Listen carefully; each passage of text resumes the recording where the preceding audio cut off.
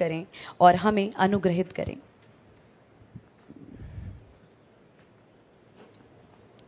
आज के इस छोटे मगर बहुत महत्वपूर्ण कार्यक्रम में उपस्थित छत्तीसगढ़ शासन के मुख्यमंत्री श्रीमान भूपेश बघेल जी,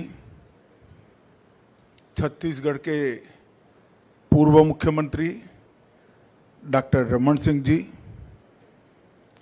छत्तीसगढ़ के गृह मंत्री श्री ताम्रध्वज साहू जी, मोदी जी की मंत्रिपरिषद में मेरी साथी छत्तीसगढ़ की ही नेत्री बहन रेणुका सिंह जी,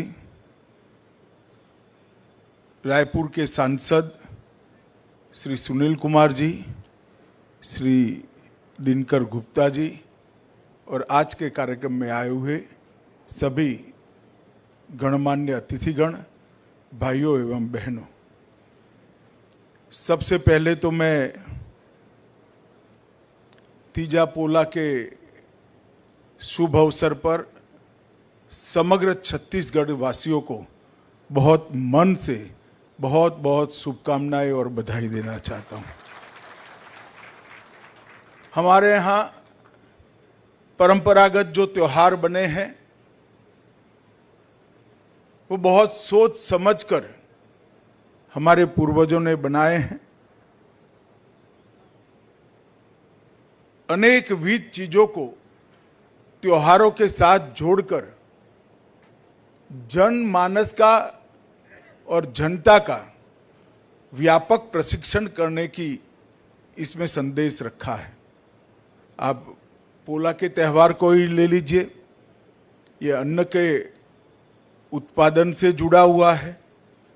अन्न माता जब गर्भ धारण करने की अनुकूल वातावरण होता है तब ये मनाया जाता है। बैल का भी पूजन कर कर कृषि प्रधान देश के अंदर न केवल गाय का महत्व लोगों के सामने रखना, कृषि से के लिए जितने उपयोगी चीजें हैं वो सभी का हम पूजन करते हैं और भाई बहन के बीच में स्नेह के रूप में भी इस त्योहार को मनाते हैं। मैं फिर से एक बार पोला के त्योहार की बहुत बहुत शुभकामनाएं देना चाहता हूं। मित्रों, आज ये भव्य भवन जो दिखाई पड़ता है वो एनआईए की बढ़ती हुई शाख और बढ़ते हुए दबदबे का प्रतीक है। एजेंसियों के लिए जो समय एनआईए की स्थापना को हुआ है वो समय बहुत लंबा नहीं है। किसी भी एजेंसी को स्थापना के बाद बनने में, उभरने में, अपनी शाख बनाने में, अपनी व्यवस्थाओं को प्रस्थापित करने में और परिणाम लाने में एक लंबा समय जाता है, मगर एनआईए ने अल्पकाल के अंदर ही अपने कार्यक्षेत्र के हर पहलू में बेंचमार्क स्थापित कर कर पूरे विश्व में एक prime anti terror investigation agency का एक प्रकार से मान्यता प्राप्त किया है। पूरे देश के लिए गौरव की बात है। और जहां तक दो सिद्धि का प्रमाण है, जहां तक कन्विक्शन का सवाल है, इसमें गोल्ड स्टैंडर्ड प्रस्तावित किए हैं। लगभग बीच में थोड़ा लुढ़क गया था, परंतु 94% का दो सिद्धि का प्रमाण है और वो भी ऐसे केसों के अंदर जहां साक्ष्य मिलना ही मुश्किल है, जहां षड्यंत्र शायद देश की सीमाओं के बाहर से होते हैं, घटना यहां होती है और उस वक्त ज्यादातर घटना में लिप्त लोग उसी स्थान पर मरने की भी संभावना होती है। फिर भी इसकी तह तक जाना, इसके सपोर्ट में कौन कौन लोग थे उनको ढूंढना, सीमाओं के अंदर और सीमाओं के बाहर पूरा सहयोग करने वालों का जाला ढूंढ कर निकालना और उसको खत्म करना। मैं मानता हूं कि एनआईए ने अपनी स्थापना के सभी उद्देश्यों को गरिमापूर्ण तरीके से पूर्ण करने में सफलता दी है। श्री दिनकर गुप्ता और उनके नेतृत्व में पूरी एनआईए की टीम को मैं बहुत बहुत साधुवाद देना चाहता हूं। मित्रों, एनआईए को हमने लगभग एक फेडरल क्राइम इन्वेस्टिगेशन एजेंसी बनाने के लिए विगत 3 साल के अंदर ढेर सारे प्रयास करे हैं। मैं इस पर बाद में आऊंगा, परंतु आज रायपुर ब्रांच का अपना खुद का 1.25 एकड़ का ये मकान बनकर खड़ा हो गया है। इसका मुझे बहुत आनंद है। दोनों पूर्व मुख्यमंत्री और अभी के मुख्यमंत्री दोनों यहां बैठे हैं। मैं दोनों को हृदय से भूमि देने के लिए और सहयोग देने के लिए बहुत बहुत धन्यवाद करना चाहता हूं। विगत वर्षों में 10 जगह पर 10 राज्यों में एनआईए ने अपने काम का विस्तार किया है। 19 में चंडीगढ़, 20 में रांची, इम्फाल और चेन्नई, 22 में जयपुर, अहमदाबाद, बेंगलुरु, पटना, भोपाल, भुवनेश्वर, कुल मिलाकर 3 साल में 18 राज्यों में अपनी पहुंच को मजबूत कर वहां पर अपने अस्तित्व को एनआईए को ने बनाया है। वहां ब्रांचेस खोले गए हैं और मुझे पूरा भरोसा है कि कार्यक्रम हमने बनाया है 2024 की मई के पहले, देश में नए चुनाव आने के पहले देश के सभी राज्यों में एनआईए अपनी उपस्थिति दर्ज करा लेगी। हर जगह पे एनआईए की ब्रांच होगी, इसका मुझे विश्वास है। मित्रों, मोदी सरकार ने वामपंथी उग्रवाद, टेररिज्म और टेररिज्म से रिलेटेड कई सारे गुना, जैसे फेक करेंसी हो, जैसे नारकोटिक्स हो, इस सब के खिलाफ एक जीरो टॉलरेंस की नीति को अख्तियार किया है और इसीलिए हमने एनआईए को मजबूत करने में कोई कसर नहीं छोड़ी। नरेंद्र मोदी सरकार का जीरो टॉलरेंस की नीति को अख्तियार करने के लिए हर संभव ये प्रयास रहा कि आतंकवाद संबंधी सारी सूचनाओं को इरिस्पेक्टिव ऑफ पॉलिटिकल पार्टी राज्यों के साथ साझा किया जाए। आतंकवाद विरोधी जितने भी कानून हैं, आतंकवाद को सपोर्टिव जितनी भी एक्टिविटी है, इसके खिलाफ जितने कानून हैं, वो सभी कानूनों को पुख्ता और सख्त बनाया जाए।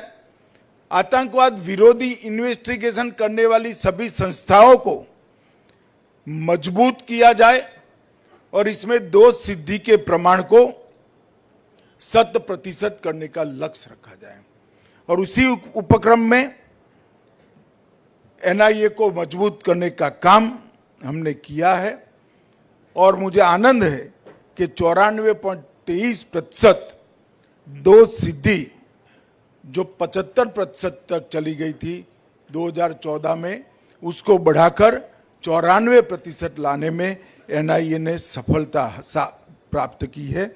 वो बहुत आनंद का विषय है। मित्रों, एनआईए को मजबूत करने के लिए भी क्वालिटी ऑफ इन्वेस्टिगेशन, तकनीकी श्रेष्ठता, साइबर और फॉरेंसिक सहायता, बेस्ड मैन पावर, उनका प्रशिक्षण और कंटिन्यूअसली लर्निंग प्रोसेस, ये सारी चीजों को एनआईए की कार्य पद्धति में इनबिल्ट कर लिया गया है। इसके कारण एनआईए अपने आप में धीरे धीरे एक आतंकवाद विरोधी इंस्टीट्यूशन का रूप अख्तियार कर लिया है और मुझे भरोसा है कि इसे आने वाले दिनों में आतंकवाद की समस्या से और वामपंथी उग्रवाद की समस्या से देश को मुक्त कराने में बहुत फायदा होगा। 2019 के बाद हमने एनआईए एक्ट और यूएपीए एक्ट के अंदर बहुत महत्वपूर्ण संशोधन किए।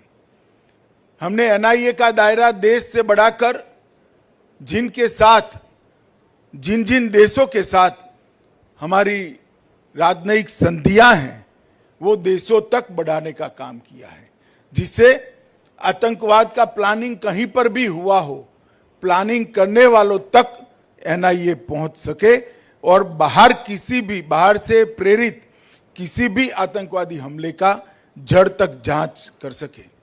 इसके अलावा मानव तस्करी, प्रतिबंधक विस्फोटक और साइबर अपराध जैसे मुकदमों की भी जांच का अधिकार एनआईए को हमने दिया है और आतंकवादी संगठनों को प्रतिबंधित करना और प्रतिबंधित कर आतंकवादी संगठन घोषित करना और संगठनों के साथ साथ व्यक्तियों को भी, आतंकवादियों को भी आतंकवादी घोषित करने का अधिकार हमने एनआईए को दिया है।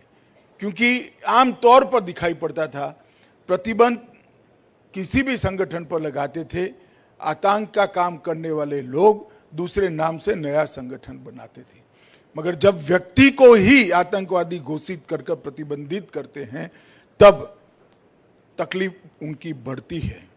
और अब तक 36 व्यक्तियों को एनआईए ने आतंकवादी घोषित करने का काम किया है और अंतर्राष्ट्रीय स्तर पर भी इसकी मान्यता प्राप्त हुई है। एनआईए को न केवल सिर्फ एक इन्वेस्टिगेशन एजेंसी, ये क्षेत्र का पूरा डेटाबेस एनआईए के अंदर बने, चाहे कोई भी देश के अंदर विगत 50 साल के अंदर आतंकवादी घटना हुई हो, उसकी एफआईआर, उसका इन्वेस्टिगेशन और उसके जजमेंट्स और सर्वोच्च अदालत तक के उसके फैसले, ये सारों का एक डेटाबेस एनआईए में बनाने की हमने शुरुआत की है।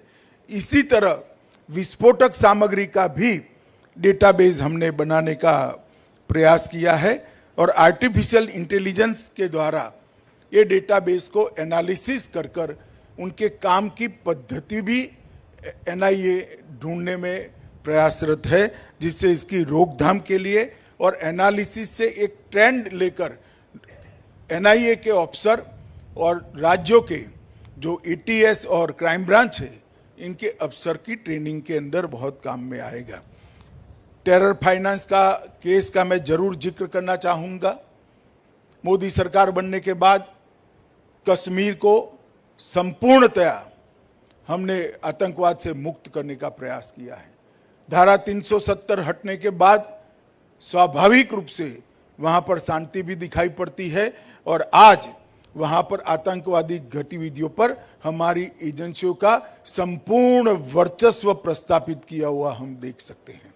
और ये होने का एक महत्वपूर्ण कारण है कि टेरर फंडिंग, टेरर को फंड करने वाले सारे भी जो लोग थे, इस पर एनआईए ने 19 और 20 में कठोर कार्यवाही की और 18 में भी की। 18, 19, 20 में 105 मामले दर्ज किए और 876 आरोपियों को पकड़ लिया गया है और 105 में से 94 मामलों में चार्जशीट भी दायर कर दी गई।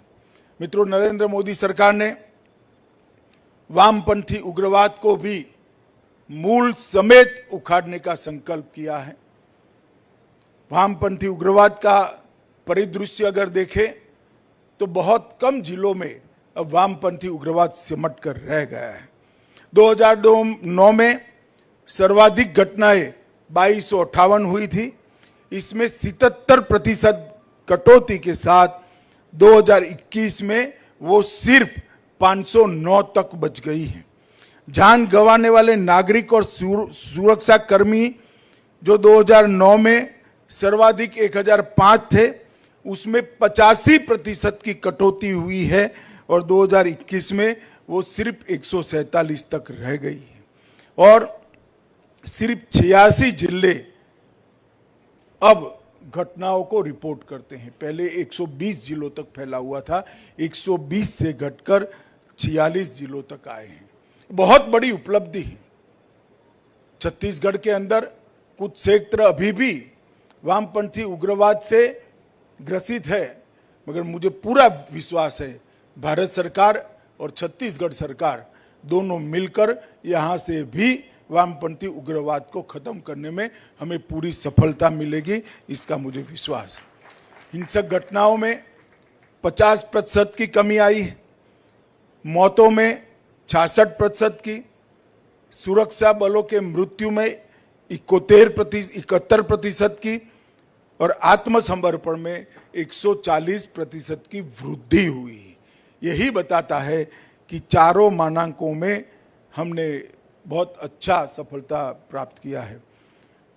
भारत सरकार, जहां तक वामपंथी उग्रवाद और टेररिज्म का सवाल है, राज्य सरकारों का सहयोग लेती भी है, राज्य सरकारों को सहयोग देती भी है, क्योंकि ये लड़ाई कोई राज्य सरकार या केंद्र सरकार विशेष के सामने नहीं है। ये लड़ाई मानवता के खिलाफ है, देश के खिलाफ है, देश का अर्थतंत्र के खिलाफ है। जब तक वामपंथी उग्रवाद समाप्त नहीं होता, वहां पर विकास नहीं पहुंच सकता। जब तक वहां विकास नहीं होता, वहां के लोगों का भला नहीं हो सकता। विकास के बारे में भी ढेर सारे कदम हमने उठाए हैं और बहुत लंबा सूची है, मैं इस पर बहुत ज्यादा बोलना नहीं चाहता, परंतु वामपंथी उग्रवादों की विस्तारों का कनेक्टिविटी, वहां पर शिक्षा का स्तर ऊपर लाना, वहां रोजगारी को बढ़ावा देना, वहां पर रोड गांव तक इसकी रीच बढ़ाना और वहां पर सुरक्षा बलों की प्रेजेंस को, उनकी उपस्थिति को जहां तक लॉजिकल एंड तक ले जाए लड़ाई को, वहां तक पहुंचाने में हमें ये 8 सालों में बहुत सफलता मिली है। आज एनआईए ने रायपुर के अंदर अपने नए भवन का उद्घाटन किया है। डीजीपी यहाँ पर बैठे हुए हैं, एनआईए के सारे वरिष्ठ अफसर भी दिखाई पड़ते हैं। मैं डीजीपी को एक ही बात कहना चाहता हूँ, भवन से कभी परिणाम नहीं आते हैं, भवन के अंदर भावना आरोपित करने का काम आपका है। जब तक भावना, कर्तव्यनिष्ठा और अच्छा इन्वेस्टिगेशन नहीं होगा, सफलता नहीं मिलेगी। मुझे विश्वास है एनआईए अपने उज्जवल भूतकाल के अनुरूप भविष्य में अपने रिकॉर्ड को और अच्छा करेगा, इसका मुझे विश्वास है। बहुत बहुत शुभकामनाएं और छत्तीसगढ़ शासन का धन्यवाद कर मेरी बात को मैं समाप्त करता हूं। वंदे मातरम। धन्यवाद सर, आपकी उपस्थिति और आपके संबोधन से हमें प्रेरित करने के लिए बहुत बहुत धन्यवाद। माननीय मुख्य